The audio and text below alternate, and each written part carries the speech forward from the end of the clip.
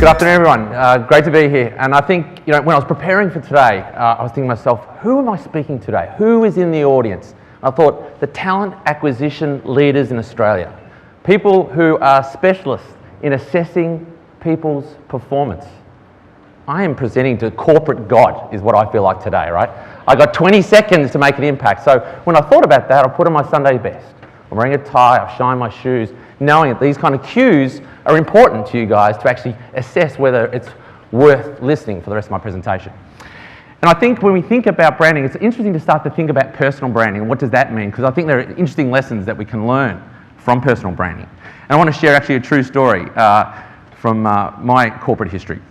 It would have been over 15 years ago. I was working in the UK, and I worked for an organisation. My boss was ex-military, so he worked in the Queen's Army.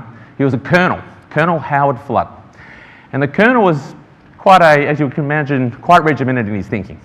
And one day I rocked up to the office. It's 8 a.m. I get to the desk. It's quite a small office, a lot of females in the office. I get to my desk, and there's a book on my desk. And I think, that's interesting. What is that? I get to the desk, I have a look down, and it says, How to Dress Like a Gentleman. I picked this up, and quickly I'm thinking, is this a mistake? Maybe the cleaner didn't put it on the right desk. So I approach Howard, and I picked this up, and I said, oh, hey, Howard, this book was on my desk. So he goes, oh, yes, old boy. That's for you. Take it home, have a good read. And so instantly, I'm starting to think, whoa, what's kind of happening here? What's wrong with how I'm presenting myself? And to make matters worse, 2 days later, Howard came to my office. He said, hey, I'm going shopping for a suit, and I want you to come.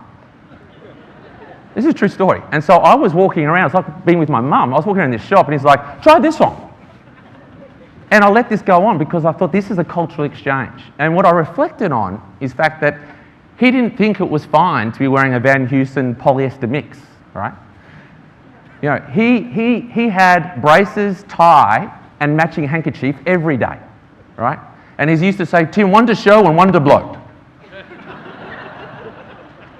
That was how he lived. And so I had to put myself into his shoes to think about his perception of me and accept the way and the cultural experience that we're having. So we need to think about these little lessons in life, to think of your organisation and what are the perceptions of your brand. How do people see you as an employer of choice, even though you feel you might be acting a certain way? What I'd like you to do is reflect for a second. I want you to actually, part of what I love about Talent Connect, and Hari mentioned this earlier, is actually about building relationships. What I want you to do is actually turn to the person to your left. I want you to introduce yourself if you haven't already done so. And I actually want you to quickly communicate what you feel like for lunch. Let's not take forever on that one. Let's just get that out of the way because we know lunch is next. Let's just get that out of the mind. Once you've communicated and developed a personal relationship, I want you to have a look at what you think this is. Look at these people, they're hungry. Yeah, I want lamb. Have a think what this is as well. Sushi. Okay, get off the food, move on to the activity. Some people are doing a degustation here, I can feel it. That's fast track. No, okay. So when you first look at this, the first thing you probably notice is it's very difficult to comprehend what it's saying. In fact, for those who might be familiar with their fonts, I can inform you that this is the font called Wingdings and Wandongs, okay? If you're anything like me, the only time you see them is when you got your head down on and you look up and go, oh my God, that whole paragraph, I've accidentally, with my elbow, touched the wrong key. And so we need to think to yourself, who could possibly even understand what that is saying? So then you think about a job, and you think of a job called a typographer, all right, who specialises in font. And what this actually communication is actually a recruitment advertisement where an advertising agency out of Amsterdam was recruiting for typographers. And they placed this advertisement in a very cool design magazine across Europe. And what that speaks volumes is about not only obviously the challenge to find good typographers back in the day, but it also speaks volumes about the type of organisation this is. Without even actually understanding what it says, it speaks to me that they're innovative, they're empowering, they're risk-taking. It's probably a hugely engaging environment. It speaks volumes about the type of company that will actually put themselves in a position to engage quality talent. And that's really what we're here to start talking about in this session, is really starting to think about how do you communicate, how do you leverage that information, how do you help people have a better understanding as to who you are, and perhaps dispel some of the myths And today, branding is changing. There are certain elements you can control, and there are certain elements.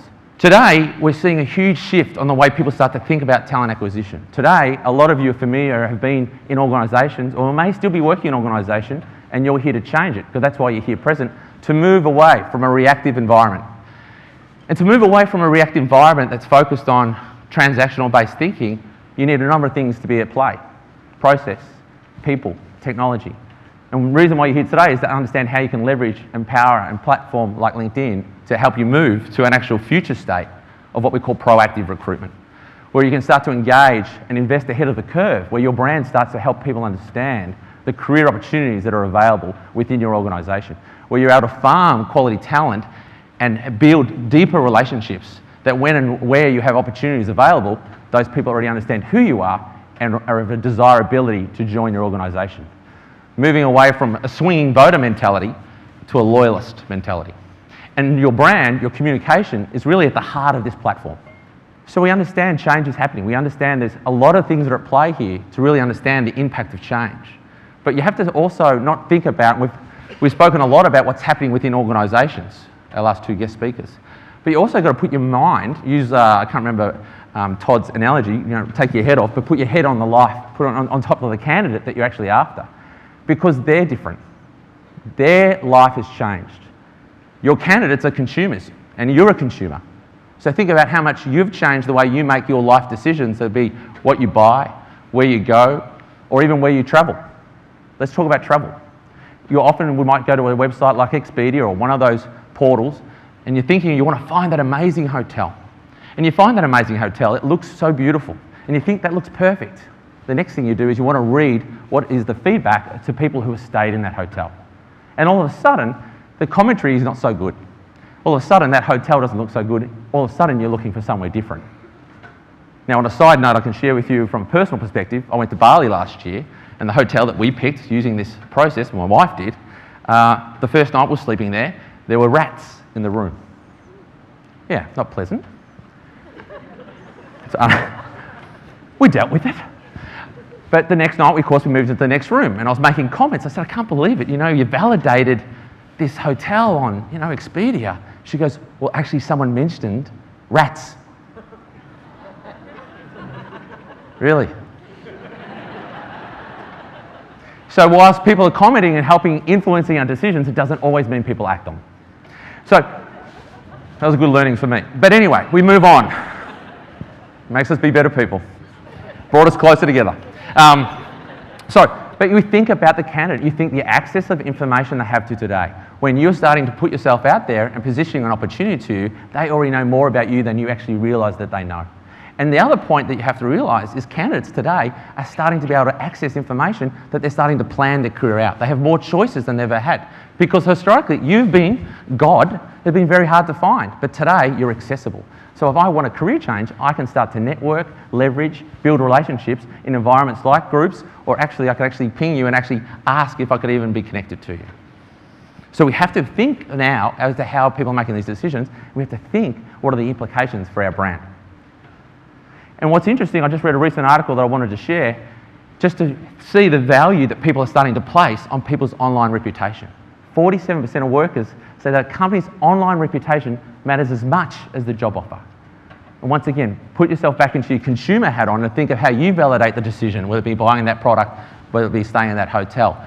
Your candidates are doing that same. How are you prepared to influence? How are you prepared to help them have a better understanding of the career opportunities within your organisation? So we're talking about moving from reactive to proactive. You're a part of that journey. Everyone wants to be at that strategic state, but there's a lot of things that need to take place. At the heart of it, of course, is what is your proposition? What is your story? How do you articulate who you are, what's important to you, and how do you attract that passive candidate who may not have even heard of your organisation before? Now, these concepts have been within Australia for the last 10 years. Hands up who actually has done some work around developing either the EVP or the employer brand. Just a show of hands to get a sense. It's hard with this light to gauge that, but let's say it's 50%. So that's so surprising. But I'm interested to do an exercise. Because essentially what we're talking about is storytelling. So whether you have or haven't taken the time to define what your EVP is, an EVP exists within your organisation. Because every day you're recruiting someone, you're telling them a story as to why they should join your organisation. What's unique about you? You're doing that every day. You're the best storytellers within your organisations. And so what I want to put to the test here is share something that I see as an evolution of the way we're communicating. I want you, so the person who is actually to the far side of the table, so that would be on the far right, I want to turn to the person to your left. And with 1 minute, I want an elevator pitch as to how you would sell your organisation to the person sitting next to you. Elevator pitch, short and sharp. What would you be your story to bring that person to your organisation? Turn to the person to your left. That's the action. And go. Time! Okay, stop pitching. Get out of recruiter mode. They're not going to come. They're happy where they are. So, interesting exercise. Now, what I want you to start to think about, that was that proposition. That was that story. That's what you tell every day. How consistent would that story be within your organisation? How many hiring managers would tell that same story? These are things you need to think about within your own org. What I want to share with you now is another little experiment. So the person who is just recipient and just heard a story, just heard the pitch, I want you to turn to another person, a bit like Chinese whispers, and I want you to relay to that person what you heard. Taking that pitch, and I want you to relay that to the next person. 45 seconds on that one. Go. Time. Time, time. Okay, stop being an advocate for that company now. You can stop. You don't really care. It's not your company. But the reason I did that as an example is I wanted to share a brand new concept and launch a concept that we're seeing that is an extension of your employer brand. That social media, in particular on LinkedIn, is having a huge impact as to the way people are thinking and the way we're able to influence the reputation of your organisation. We're defining that as a talent brand. The employer brand is something you can control. In that first exercise, you spoke as to who you are and what you represent. The talent brand is actually another way to think about it. It's what that candidate says as soon as you leave the room. Their perception of your organisation. And actually, to define it, the highly social, totally public version of your employer brand, incorporating what talent thinks, feels, shares about your company as a place to work. That's out of your control. How do you start to influence that? How do you start to educate people? How do you start to help people have a better understanding in a scalable way as to that proposition that exists within your organisation? And today, what we're seeing, more and more companies are starting to understand that way of thinking. That if you want to move from a reactive to proactive state, you have to invest in your talent brand. How do we influence the people who might not know us, might not be looking for a job? How do we create communities with these people so that we can share our voice? We can influence them in a way that helps us attract and engage quality, passive talent. So I want to talk about the power of marketing. And we've all had experiences where we as consumers have been influenced by marketing. Me, sadly, I can remember when I was a teenager, I was a passive drinker. I loved Solo. It was a thirst crusher. And then the campaign, I want to be like Mike. And I remember that day when I went to go for the Solo and just found my hand grabbing that Gatorade. And I was like, why did I buy that? Because I wanted to be like Mike. I literally thought I wanted to be like Mike. I'm not embarrassed to say that, nor should you. Hands up who likes Gatorade. But the story and the analogy is one that we're seeing that the best practice is now saying is that HR needs to start to think like marketers. Please take down this article that I read in February. It's one of the most inspiring bits of research I've read for some time. It really talks about how HR need to evolve, and it talks about how you need to start to think like marketers. By fact, they actually have a definition of talent brand which is different from how we define it. I actually think their definition could be wrong. I'm not going to say I'm as smart as this guy, but I'm just saying could be wrong. But anyway, it's good reading. So with that, what a way to introduce our guest speaker from Oricon. She's the Chief Marketing Officer of Oricon. Please welcome Danielle Bond.